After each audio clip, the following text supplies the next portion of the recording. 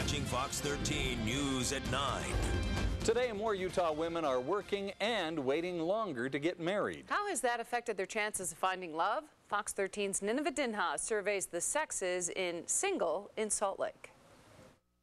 Krista Marie is a Utah author who wrote a book about dating disasters. Don't forget the pepper spray, chronicles stories written by local women and even men about what single life is like in the Beehive State. It's like fishing, you know? There's so many fish in the sea. It's not like the old days with your grandparents. It's like it was true love, you know? I've been accused of being too picky. I don't know what my advice would be to a woman. Today's woman has changed. She has a career. The rate of working women has more than doubled since 1950. 63% of Utah women now work outside the home. She's staying single longer. In 1965, the average age for a Utah bride was just 20. Now it's 22. Nationally, it's 26. What about today's man? Men are also marrying later in life. Utah men are waiting until they're 24. In 1965, he was just 22. And they are more educated. 32% of Utah men have college degrees, beating out the national average of 28%. But have men and women changed when it comes to finding true love? I'm crazy in love. Fox 13 sat down with 3 women. Everyone wants their happy ending and they want to fall in love and they want that romantic comedy life.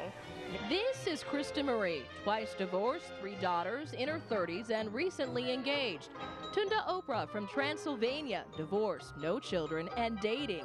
And Jeanette Newton, divorced, 3 kids, in her 40s, LDS, and single. Each have shared their story, and don't forget the pepper spray. But it's anonymous, so they won't say which story is theirs. One thing they will admit is the rules to the dating game have changed, and women are partly to blame. I think women kind of did this. I think we, instead of kind of forcing these men to ask us out, gave them a break and are doing all the work. It's nice that you can contact a boy. You don't have to wait the 3-4 days. But at the same time, it's kind of lost its innocence as well. They say it's become tougher finding the one, especially in Utah. And you have to sift through and not only find a guy that's decent, but one that's compatible. Well, because you're not starting at a young age anymore, no. And a lot of men are married. A lot of stereotyping. Yeah, as far like as they if you are LDS or if you're not. Man, the second you bring that up, and a guy that's grown up in Utah that's not LDS, they're done. They want nothing to do with you. But do dating disparities also apply to the opposite sex? Dating life is different. This is Jorge Cornejo. He's single and visiting from Texas.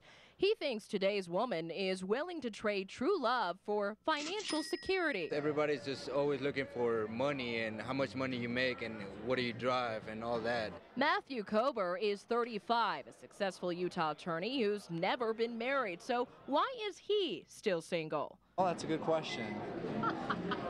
I don't know why. My mom wants to know why, too. And these women want to know, when will they find a special someone? Are there a lot of douchebags out there?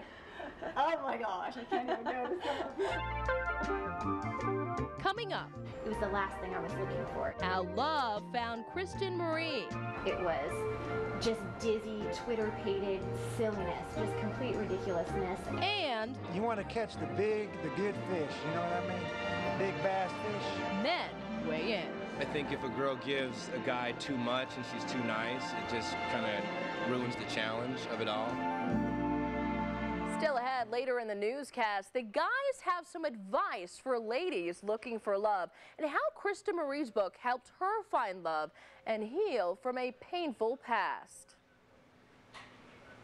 Nice job, Nineveh. I want to know who's the big bass. The big bass. How romantic. What a beautiful, beautiful simile How do you there. remind me of a big bass? A wide-mouthed bass. Good All right.